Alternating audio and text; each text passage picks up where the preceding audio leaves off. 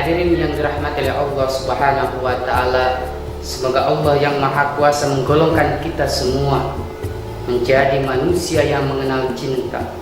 Alangkah bahagianya orang yang hidupkan hatinya dengan cinta sehingga ia menemukan arti cinta yang sejati. Dan tema inilah yang akan saya bahas pada pertemuan kali ini. Hadirin, Ibnu Qayyim telah mengatakan, al-ma'ilud da'imu liqalbin ha'ilin, ketertarikan yang abadi dengan hati yang gelisah, itulah namanya cinta. Contoh kecil, seorang pemuda jatuh cinta kepada seorang pemudi sehingga dia bernyanyi, tumpah seair you muskurae umena janaka sapne bikai. Itu semua gara-gara cinta. Maka pantaslah dalam suatu keterangan mengatakan, man ahabba say'an aksaru zikruhu, barang siapa yang mencintai sesuatu maka ia banyak mengingat dan menyebut-nyebut namanya. Tapi hadirin, Imamul Ghazali pernah mengatakan dan pernah mengkategorikan cinta itu terbagi menjadi 3 bagian. Cinta yang pertama yaitu cinta lisafaqah, cinta yang tulus dan ikhlas. Pertanyaannya, apakah ada pada zaman yang modern ini cinta yang tulus dan ikhlas? Maka jawabannya ada, yaitu cintanya seorang ibu terhadap anaknya.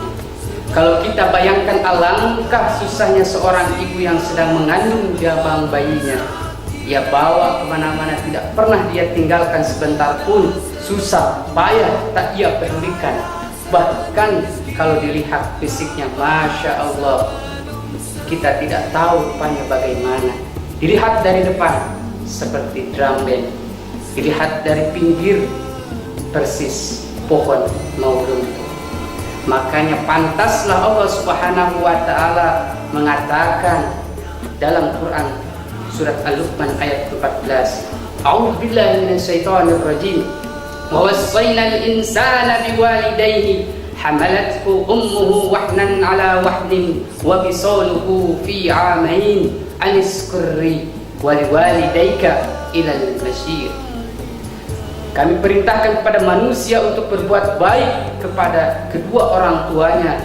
Ibunya telah mengandungnya dalam keadaan lemah dan bertambah-tambah dan menyapihnya dalam 2 tahun. Bersyukurlah kepadaku dan kepada kedua orang tuamu, hanya kepada pula kamu dikembalikan.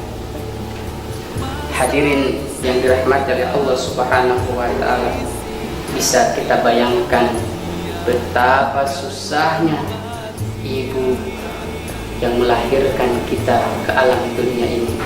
Maka kita sebagai anak harus bisa menjadikan potensi yang telah diberikan oleh Allah Subhanahu wa taala untuk terus beribadah kepada Allah Subhanahu wa taala. Itu yang pertama. Yang kedua yakni cinta syahwat, cinta yang dilandasi dengan nafsu syahwat. Misalnya cinta seorang pemuda kepada gadis idaman hatinya, kadang-kadang suka dibarengi dengan hawa nafsu syahwat tersebut. Wajar saja kalau banyak artis yang bernyanyi, rasa cinta pasti ada pada makhluk yang bernyawa, sejak dulu sampai kini tetap suci dan abadi. Jadi inilah bukan suatu masalah. Yang jadi masalah bagaimana sikap kita sebagai remaja-remaja Islam bisa menjaga diri dari godaan setan.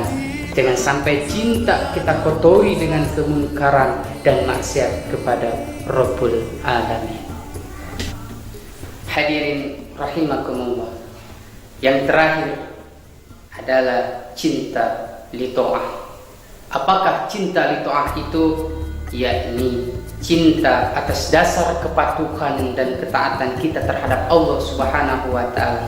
Inilah cinta yang hakiki, bukan cinta imitasi, cinta yang menjadi thariqul aulia, yakni salah satu jalan para arifin untuk sampai kepada Sang Khaliq, yang kesemuanya ini bisa dibuktikan dalam wujud iman dan amal soleh serta takwa batiniah kita dengan Sang Kekasih hati, yakni Allah Subhanahu wa Ta'ala.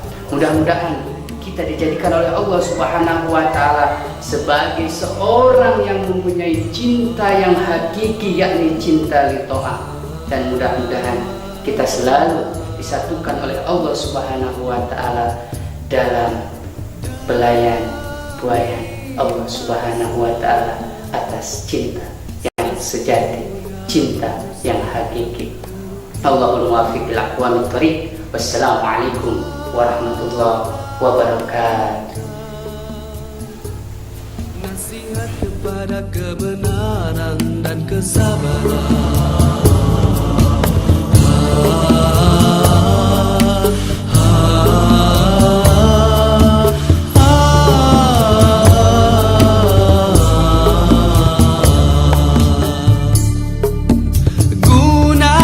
Kesempatan yang masih diberi, moga kita takkan menyesal. Masa usia kita jangan disia-siakan, karena dia takkan kembali. Ingat 5 perkara sebelum 5 perkara.